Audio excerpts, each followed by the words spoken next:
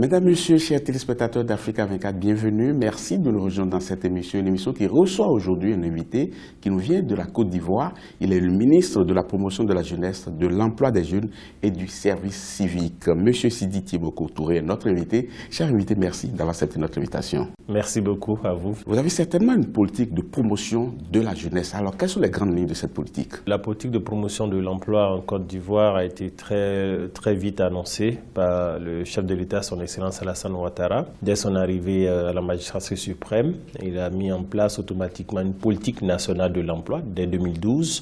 Et en 2013, il a développé une stratégie de relance de l'emploi pour renforcer l'action de la politique nationale de l'emploi mise en place. Et dès 2014, il a mis en place un comité présidentiel sur l'emploi, autant d'initiatives qui ont fortement boosté l'action du gouvernement, la visibilité de l'action du gouvernement auprès des jeunes qui sont demandeurs. Alors pour cela, vous avez mis en place un certain nombre de chantiers. Est-ce que vous avez pris le temps d'évaluer tout ce que vous avez fait? Est-ce que réellement les jeunes ont senti que quelque chose a changé, que quelque chose se fait réellement pour eux? Les attentes des jeunes vis-à-vis du gouvernement, surtout en matière d'emploi, portaient sur la gouvernance. Et puis, l'action du gouvernement était dispersée auprès de toutes les institutions.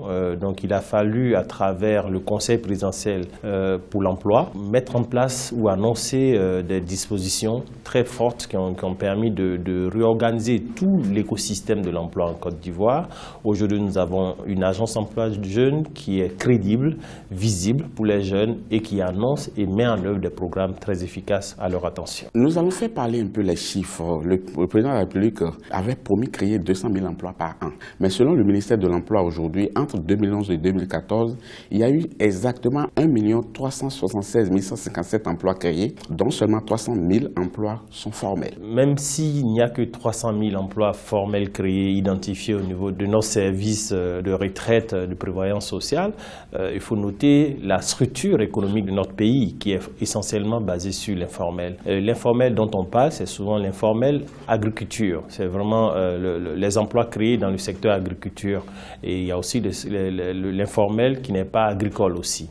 Et les éléments cumulés donnent des éléments, des ressources, des revenus aux différents jeunes qui sont bénéficiaires. De 2012 à 2015, selon la dernière enquête emploi, ce sont près de 500 000 emplois qui ont été créés par an. Mais par rapport au programme que vous avez lancé, le programme lancé à l'intention des jeunes, est-ce que vous avez un outil d'appréciation de l'efficacité de ces programmes-là? Nous prenons la mesure d'associer à toutes les initiatives de lancement un suivi, évaluation, mesure d'impact de tout ce que nous faisons. Depuis cette année, nous avons lancé des initiatives qui sont en train d'être mesurées. Il y en a qui ont bénéficié d'un accès direct, en l'occurrence le programme formation complémentaire qualifiante. L'année dernière, ce sont près de 800 jeunes qui ont été insérés directement en entreprise et ces 800 ont été conservés en entreprise. Parlons maintenant du guichet unique de l'emploi, ce qu'on a appelé l'Agence nationale pour l'insertion et l'emploi des jeunes. Alors, quel est le mode de fonctionnement? C'est le service public de l'emploi en Côte d'Ivoire et le principe déjà de sa nature, c'est une société à caractère hybride, c'est-à-dire qui bénéficie d'un couvert étatique, mais avec un fonctionnement très privé, donc visant l'efficacité, fonctionnant à l'image d'une société privée. Dans tout cas de cause, tous les jeunes ont une réponse à leurs besoins de financement de projets, besoin d'emploi ou d'insertion. Est-ce que vous agissez sur la formation de base dans les universités, par exemple, dans les écoles? Le gouvernement a identifié ce problème qui est général dans nos pays africains, malheureusement. C'est le problème de l'adéquation entre la formation et l'emploi. Et donc, ce problème a été identifié par le gouvernement déjà depuis l'année dernière. Ce sont des mesures qui prennent du temps pour se mettre en place. Donc, en attendant que ces mesures se mettent en place, nous développons ces outils qui permettent de faire le lien rapide entre les jeunes et l'emploi. Une des décisions prises par le président de la République, un fonds destiné à la jeunesse qui serait de 75 milliards. Où est-ce qu'on en est par rapport à ce projet? Nos États ont très peu de ressources, malheureusement. Si la promesse a été faite, c'est qu'on a identifié les ressources quelque part. Nous avons un programme qui a été signé avec la Banque mondiale, qui est le PGDEC. Le PGDEC, dans sa phase 1, a mis à disposition de la Côte d'Ivoire 25 milliards. Et la phase 2 qui a été validée pas plus tard qu'il y a en fin d'année passée, ce sont 25 autres milliards, ça fait déjà 50 milliards qui sont en train d'être utilisés pour l'insertion des jeunes. Maintenant, vis-à-vis de la France, à travers le dispositif du C2D, emploi, nous avons eu initialement 13 milliards plus dans la phase 2, 21 autres milliards. Donc nous avons facilement dépassé les 115 milliards. Donc les fonds existent aujourd'hui. Les fonds existent et sont pas sur papier seulement. Pas sur papier. Les fonds travaillent même d'ailleurs pour les jeunes. Les jeunes en bénéficient à travers différents programmes mis en place via les dispositifs de la Banque mondiale ou bien via les dispositifs nationaux, que ce soit l'Agence emploi jeune ou les différents partenaires. Alors les projets identifiés qui sont financés par ce fonds? Il y a beaucoup de jeunes qui malheureusement nos différents dispositifs ont accompagné les jeunes, leur faisant croire, leur laissant l'illusion de penser qu'ils avaient un débouché dans la fonction publique. Donc nous leur disons non. Aujourd'hui, l'actualité pour eux jeunes, pour leur avenir, c'est d'aller vers l'auto-emploi. Et cela se traduit à travers tout ce que nous mettons comme dispositif en place. Nous avons aussi des accompagnements en termes de financement de leurs projets. Et nous avons lancé l'année dernière ce que nous avons appelé Agir pour les jeunes, qui a permis de financer des jeunes sur toute l'étendue du territoire. Ce sont près de 16 000 jeunes qui en ont bénéficié. Mais monsieur le ministre, à vous écouter, on a l'impression qu'il y a beaucoup de choses qui se font.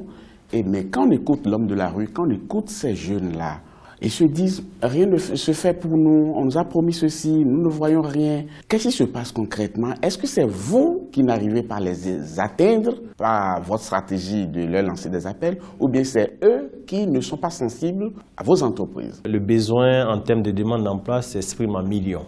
Et la capacité de l'État de faire face à la demande s'exprime souvent en milliers. Donc vous avez, pour ce qui concerne leurs objectifs, au vu des ressources formelles que nous avons au niveau de l'agence, dans sa stratégie d'insertion de la jeunesse de l'année 2016 à 2020, un quota, une cohorte de près de 120 000 jeunes que nous insérons chaque année. C'est beaucoup, mais c'est peu par rapport à l'attente et la demande des jeunes. Il y a beaucoup de jeunes aujourd'hui qui attendent beaucoup de l'État. Mais comment est-ce qu'on fait pour renverser définitivement la tendance? Aujourd'hui, mon collègue de la formation professionnelle a développé une initiative très pertinente qui permettra aux jeunes, de façon générale, à être orientés formation professionnelle. Parce que malheureusement, nos États, du fait de notre culture, depuis les indépendances, a formé des généralistes. On va finir cette émission en parlant de vous. Vous êtes membre d'une formation politique qu'on appelle le RDR, qui fait partie de la coalition au pouvoir aujourd'hui. Rassemblement des Républicains. Les Républicains, très exactement. Vous vouez une forte admiration pour le président Alassane Ouattara, comme beaucoup de personnes l'ont confié. J'espère que vous n'allez pas me démentir. Et vous avez même publié un ouvrage intitulé « Alassane Ouattara et les jeunes, le temps des possibles ». Qu'est-ce que vous avez voulu ressortir dans ce livre? Écoutez, ce livre a été écrit dans un contexte très particulier. Nous étions dans l'opposition et les jeunes cherchaient des repères. Les seuls exemples qui leur étaient présentés, c'était les exemples de violence, la machette, etc. Et non une perspective en termes de leur capacité, ou bien en termes de foi en leur propre capacité. Et donc nous avons écrit ce livre qui était beaucoup plus un résumé d'expériences personnelles, d'individus, de jeunes anonymes que nous avons regroupés dans ce recueil qui disaient leur expérience, leur foi en l'avenir, mais surtout ce qu'ils ont admiré, apprécié dans l'homme Ouattara, l'opposant Ouattara. La promotion de l'éducation civique, apparemment dans ce domaine-là, vous ne faites pas grand-chose. Que si, nous sommes très actifs dans ce domaine. Les valeurs civiques se sont évaporées quelque part du fait de la crise. Et donc nous avons remis au goût du jour le salut aux couleurs, qui est le premier pas vers l'éducation civique. C'était vraiment une démarche très appréciée par le passé. Nous, enfants à l'école primaire, nous étions au salut aux couleurs tous les matins et cela a procédé dans notre formation psychologique de l'appréciation des valeurs et des hommes des institutions. Donc nous avons remis au goût du jour cette pratique. Tout cela reste abstrait. Ce n'est pas abstrait. Parce que je ne sais même pas comment mettre cela en œuvre et comment mesurer l'impact par la suite. Vous savez, souvent il faut aller dans le passé pour trouver les réponses du futur. Et donc le passé, pour nous, c'était la devise, l'union, discipline, travail.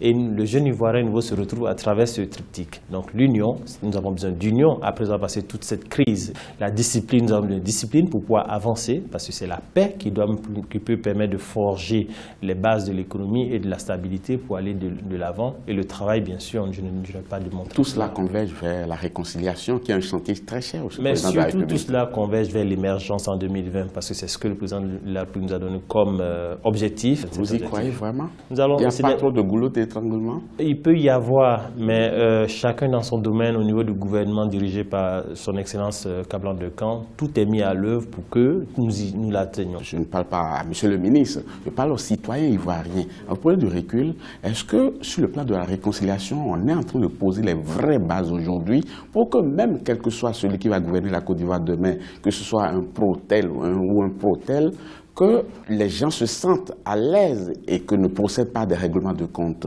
Aujourd'hui, la réconciliation est au goût du jour. Nous sommes même en train d'écrire actuellement la nouvelle constitution qui va passer au référendum bientôt. Et même le chef de l'État est en pleine consultation de la société civile. C'est déjà les premiers éléments, les premiers signes qui démontrent que véritablement nous sommes dans une démarche participative. Et c'est cela le début de la réconciliation. Sur le plan de la justice, est-ce que vous êtes satisfait? Parce que certains continuent de clamer la justice des vainqueurs, parce qu'on estime qu'il n'y a qu'un seul camp qui est toujours accablé. Il faut quand même que justice se fasse, mais pour tout le monde, nous en sommes d'accord. Et même c'est le message du chef de l'État. Donc au-delà du message. Non, mais au-delà du message. Mais si, au niveau des actes, parce qu'il n'y a pas d'éléments probants annoncés. Tout ce qui est annoncé, c'est rien que du verbiage. Donc ceux qui disent qu'il n'y a que la justice des vainqueurs, mais pour les vaincus, quelle justice vous voulez, il faut qu'il y ait des éléments qui prouvent que d'un côté, de l'autre côté, comme vous le direz, il y a des choses qui sont reprochées. C'est vrai que ça ne devrait pas faire l'objet de cette émission. Merci beaucoup quand même. Je vous convie à inviter le ministre de la Justice, vous aurez une meilleure réponse à cela. Bien entendu, il est vivement attendu sur ce plateau. Merci beaucoup, M. Sidi Kiemoko Touré. Je rappelle à nos téléspectateurs que vous êtes le ministre en charge de la promotion de la jeunesse, de l'emploi des jeunes et du service civique. C'était tout plaisir de vous avoir eu dans cette émission. C'est moi, merci beaucoup. Quant à vous, chers téléspectateurs, merci beaucoup d'avoir suivi cette émission. Nous vous donnons rendez-vous très bientôt pour un autre numéro. À très bientôt.